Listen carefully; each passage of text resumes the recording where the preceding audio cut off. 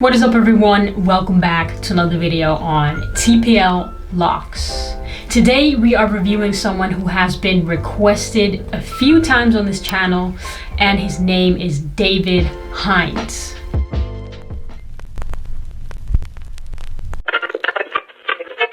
Hinds was born in Birmingham, England.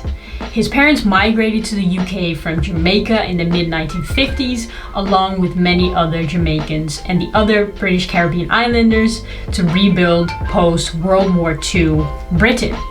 At the age of 5, he started elementary school and completed all of his schooling by 1974.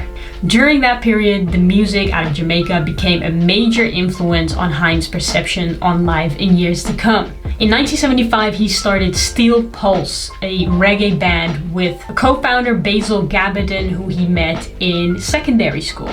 Let's review his locks. So we start this journey off in 1978. Here we can see a young David Hinds with no locks. He's wearing some sort of cap on his head, and he might have had some long hair under this. I'm not really sure. I can't really find many pictures of him when he was younger, but he probably did not have locks at this point. He might have grew out his hair a little bit, or he had really short locks, but I'm not sure. Then from 1978 we jump to 1982, and here we can see the look that he has usually. Although he's wearing something over his locks, he is known for that palm tree look. He truly is the person that we should review on this channel, called That Pineapple Life, because his locks actually look like he has a pineapple on top of his head. And that you can see in the next picture. Here you can see that he has a palm tree stuck up. It's standing up. It's always standing up on top of his head. And I'm so curious to figure out how he was able to get all of these dreadlocks on top of his head to stand up. My theory is that he used something to hold his locks together as they grew out, because it is quite tough to keep your locks together without using a rubber band or using a hat in which your locks can mature. He does have some locks that stick out on the sides of his head. He seems to have a few on the left side, and then 2 major congos on the right side. So again, I think on the right side of his head he might have used something to keep his locks together, or his hair just formed like this on its own, which is amazing. I don't think I've ever seen anyone with locks like this, standing up like that. So in 1983, I believe, this picture is where you can start to see that his locks are growing. His locks on the side are still sticking out, standing up, being stubborn. That's what dreadlocks do. But in his case, I know what he looks like now, so he just keeps growing his locks, and slowly but surely his locks start to lie down a little bit because his hair starts to become heavier. The locks form really well into more mature locks, and that's when they start to grow quicker and they start to hang. Multiple band members of Steel Pulse have locks, and you can see that they also have their own way of rocking them. They are most definitely, all of them are freeformers. You can see that very clearly. But here you can see on the left to him that these locks also look very interesting and like something I haven't seen before. And that is because when you freeform, you don't know what your hair is gonna do. You even have people who have started over with a set of locks. They started over with freeforming, and their hair looks completely different from the set of locks they had before. So that's the beauty that people see in having freeform locks, that you never know what's gonna happen, what your hair's gonna look like. Then a while later, here you can start to see that they are growing, because the ends of the locks, especially on the sides of his head, are starting to hang a little bit more. They kind of remind me of a little lamb with their ears hanging down. And he still has the 2 big ones on the right side and multiple congos on the left. And again, it really does look like a palm tree. That's growing as well. So I think he must use something to keep them together You can still see the individual locks on the top, but yeah, this palm tree is just gonna keep growing and growing. 1985, here you can see him at a performance, and it is becoming clear that the locks on the side are starting to grow, because he does let those fall down on his face, but the one up top is still rocking on, being a pineapple, living his best life. And then I think this picture is from a few years later. This is the picture that we included in one of the freeform dreadlock videos. If you haven't seen that, you can click right here on the card to find that video. But we featured David in that video as well, and people absolutely loved it and were wondering how he manages to have his hair stick up like that. And I wonder that too, so I'm not sure if David is on YouTube. I believe he is. David, if you're watching this, let us know how you were able to pull this off.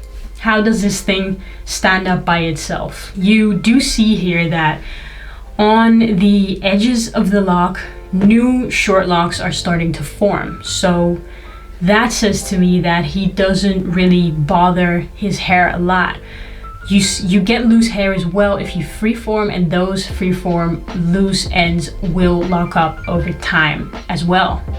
So I'm really curious to see if those locks start growing on their own as well. I'm not really sure, but I do know from what it looks like now that eventually this huge palm tree will start to drop, because it starts becoming heavier, because there's more hair in there, and yeah, I'm not sure if you can keep this standing up like that long term.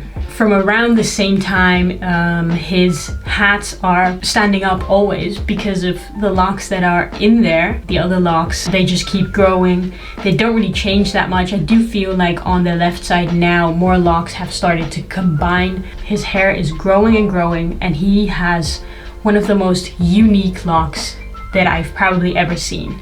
I know in that video on freeform dreadlocks, we included many people with locks that don't look like the conventional set of freeform locks, but I think his are really an inspiration to the people looking to freeform, because this to me seems like the most unique set of locks I've ever seen. So we jump from the 80s to the 90s, 1995, and here you can see that that huge pineapple has started to drop.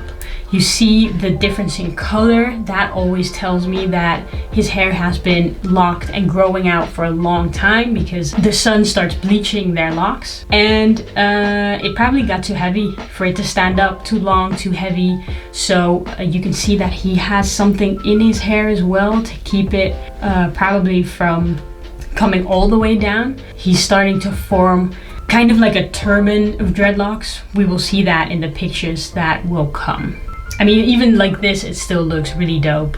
From 1995, we jump 10 years later, 2006. Here he is, David Hinds, and he has that massive palm tree kind of hanging to the side of his head. Here we can also see the back of his head, which we haven't really seen in the previous pictures, and maybe the bigger lock on top of his head was split into two parts, or that is just the years of dreadlocks maturing and the hair becomes denser on its own.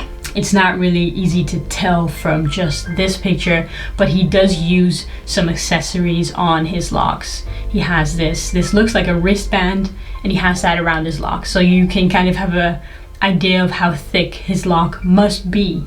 And here up top, he has another band around maybe a few locks. So still use accessories to make it seem unique. And I am surprised that he's able to fit a cap on his head, because when I had dreadlocks, there was no cap really that was big enough to cover all of my locks. 2008, here he is seen performing, and here again you can see the hairstyle you saw in the previous picture a bit more clearly, and he probably folds the lock together and then puts a rubber band or some kind of wristband around that to keep it from hanging really low. On the left side, it looks like he wrapped part of his locks with another. I'm not really sure what's going on here, and you can see the same thing kind of happening here on the right side. So I'm not sure what he's trying to do with his hair here, but what can we say about his locks? Nothing, because he is a legend. He's a legend of freeform locks. It also seems like he put a knot in his hair. I'm not sure. Let me know what you guys think in the comments below. Would you ever get locks like this? I think it's a really bold move to have such a palm tree sticking out of your head. I know I've seen a kid on Pinterest with the same hairstyle. If I can find that picture, I'll insert it now. And it looks like this kid is trying to imitate the David Hinds look. And yeah, it looks pretty cool. This picture is what I was talking about. Here we can see that he wraps his big lock around his head, kind of like a turban. And I was right, he has wrapped some locks around the bigger one. I'm not sure why, maybe because he uses multiple to wrap around his head. And there is some kind of wristband in his hair as well.